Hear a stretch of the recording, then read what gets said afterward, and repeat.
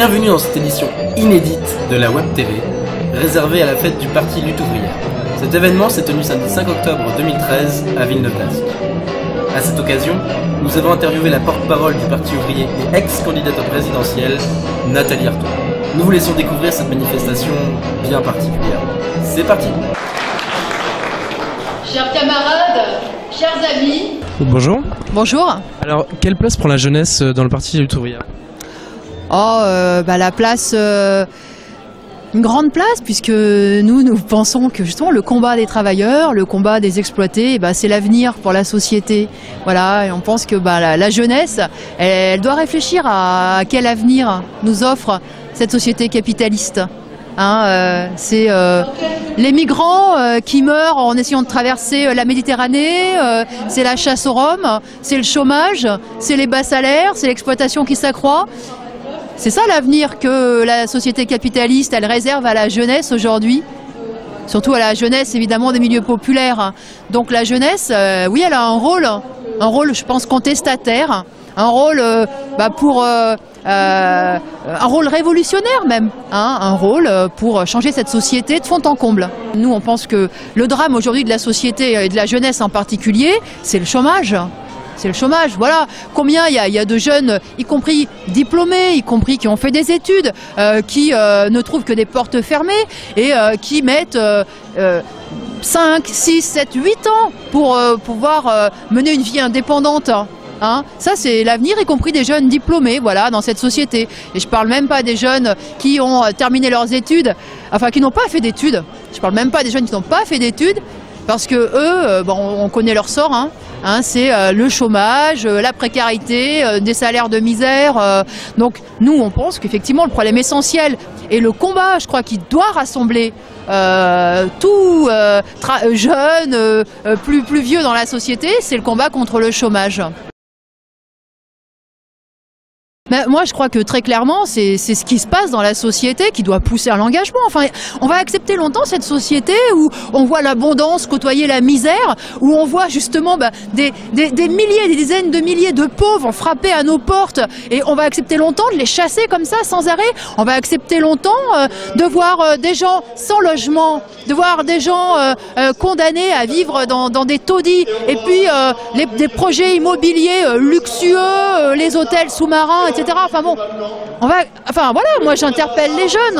À la rentrée, un des séminaires du gouvernement était « Comment voyez-vous la France dans 10 ans ?» Et vous, comment la voyez-vous ? Alors d'abord, j'aimerais bien savoir s'ils ont une réponse, parce que franchement, s'il y a une chose quand même qu'on a compris dans cette crise, c'est qu'ils maîtrisent absolument rien. Et ça fait partie quand même justement des problèmes de cette société.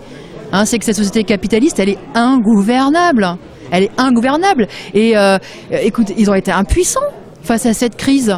Et y compris les solutions qu'ils ont apportées, c'est-à-dire d'inonder de milliards les banques, ils ne savent même pas si ça va pas déclencher une crise à encore plus grande échelle. Donc eux, ils la maîtrisent pas, cette société. J'ai constaté avec pas mal de d'ironie, le fait qu'ils sont même pas capables de compter le nombre de chômeurs dans le pays, quand on voit que ils nous ont expliqué qu'il y avait une baisse du nombre de chômeurs en août, et puis qu'ils se sont rendus compte qu'en réalité c'était un bug de SFR. Ça donne une idée quand même du fait que vraiment ils ne maîtrisent absolument rien. Voilà. Alors moi, dans 10 ans, qu'est-ce que sera cette société capitaliste? Honnêtement, je suis incapable de vous le dire. Moi, cette société capitaliste, je la combats, parce que ce que je sais, c'est qu'elle peut aller que de crise en crise. Voilà. Et que, y compris quand il y a des périodes de reprise, c'est des périodes qui préparent la crise suivante. Et justement, ça fait partie aussi des aberrations de cette société capitaliste. On est dans une maison de fous quand même. Quand on pense que on est en crise, parce qu'on est capable de trop produire, parce qu'il y a trop de richesses dans la société. On est en crise de surproduction. Donc on pousse des gens dans le chômage, dans la misère, dans le dénuement, parce qu'on est capable de trop produire. Franchement, je ne vois pas de société plus folle que ça. Les travailleurs n'ont rien à attendre d'une reprise. si les licenciements continuent, si les suppressions d'emplois continuent, si les salaires continuent d'être bloqués, si la précarité elle continue, si les attaques qu'ils vivent au quotidien continuent, si on continue de nous de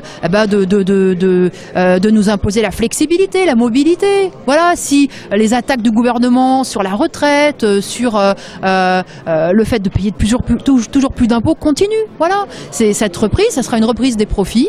Ça sera une reprise effectivement pour les plus riches, mais ça ne sera pas une porte de sortie pour les travailleurs et pour les exploiter.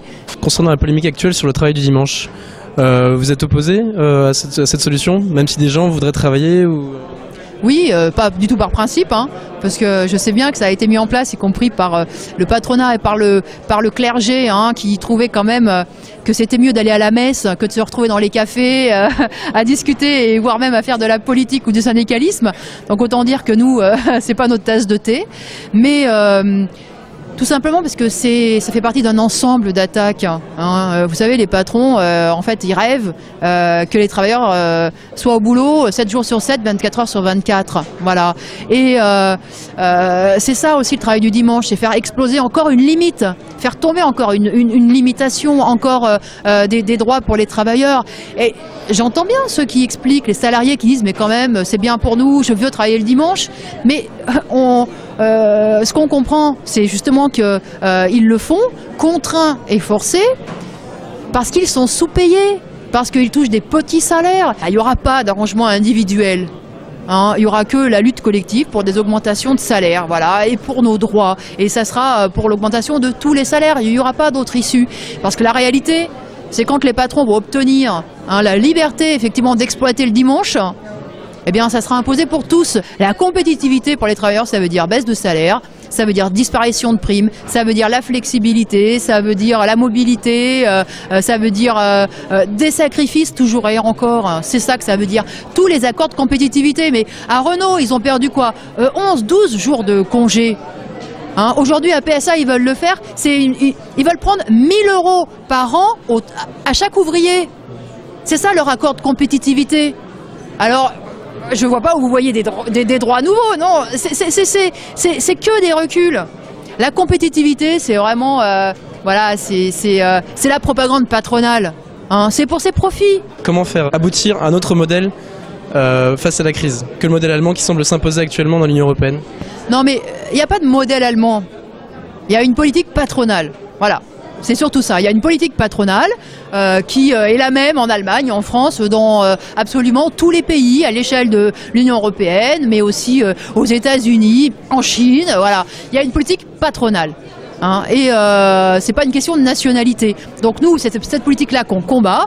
Quant aux frontières, nous, dès qu'il y a une frontière qui disparaît, qui recule, on est plutôt content. Voilà. Parce qu'aujourd'hui, les frontières, elles servent à une chose, c'est à empêcher les travailleurs de circuler.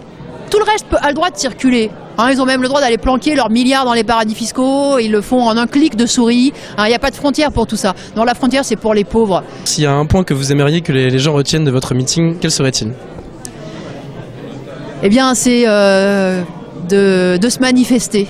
Que les travailleurs se manifestent contre le patronat et puis contre son serviteur politique, qui est aujourd'hui le gouvernement socialiste. Voilà. Allez, c'est tout pour cette semaine. Mais on vous donne rendez-vous la semaine prochaine pour de l'info inédite.